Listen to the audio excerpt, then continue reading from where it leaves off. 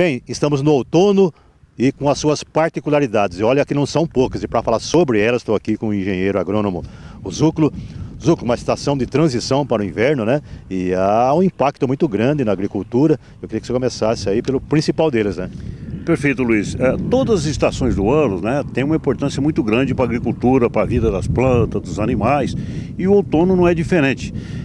O outono tem uma série de particularidades que são muito importantes para a agricultura, para o agronegócio, para a produção de carne, para a produção de leite e derivados, para a produção de ovos, enfim, de fibras. Tudo aquilo que é produto agrícola, as estações têm uma importância muito grande e o outono não é diferente. Sem contar na paisagem que já passa por uma transformação também, né? Perfeito. O outono tem como característica, Luiz, uma estação de transição entre o verão e o inverno. Ou seja, a gente vai sair de uma condição extrema de alta temperatura, de umidade relativa alta, de altas médias de precipitação de chuvas, né? Para uma condição mais amena, para depois chegar no inverno, que são condições exatamente contrárias. E uma das particularidades do outono, isso é em função, por exemplo, da inclinação do eixo da Terra em relação ao Sol. O eixo de inclinação da Terra em relação ao Sol.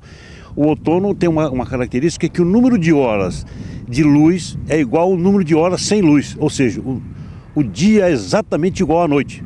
No verão, os dias são maiores, as noites menores. No inverno é o contrário, as noites são maiores e o dia menor. A primavera e o outono, o número de horas de luz é igual ao número de horas sem luz, ou seja, o dia é exatamente igual ao tamanho da noite. Isso acaba influenciando de alguma forma algumas culturas. Tem uma implicação muito grande, né? Porque ao longo de milhares de anos, as plantas e animais se adaptaram a esse movimento, né? A cada 3 meses isso muda, aumenta a intensidade de luz em função dessa rotação da Terra em relação ao Sol.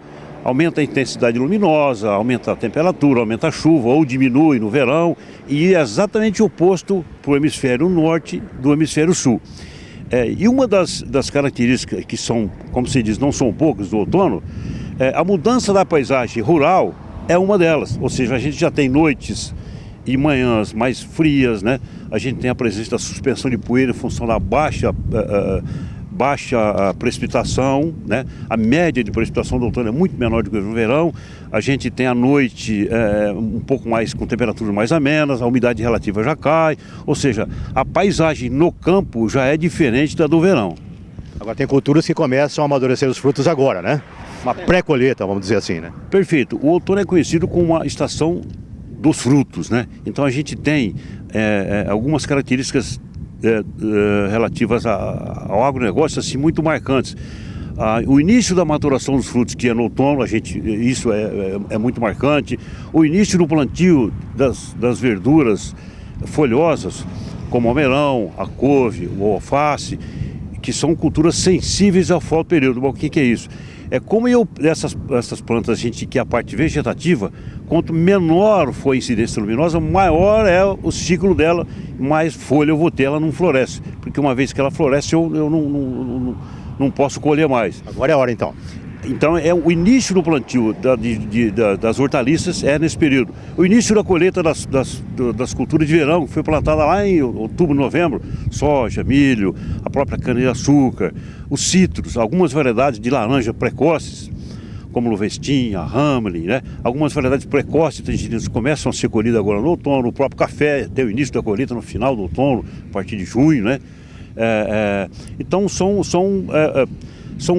coisas que, como eu disse, as plantas se adaptaram ao longo de milhares de anos, elas se preparam para o inverno, que é um repouso vegetativo. Então elas derrubam folha, amadurecem os frutos para entrar numa condição muito adversa, que é o período de inverno, onde elas vão passar um período aí numa condição muito adversa. Agora também tem a pastagem que fica um pouco mais seca, né? Uma das outras características também é o início da colheita de grãos que foi plantado, como eu disse, o início da colheita do café, milho, soja.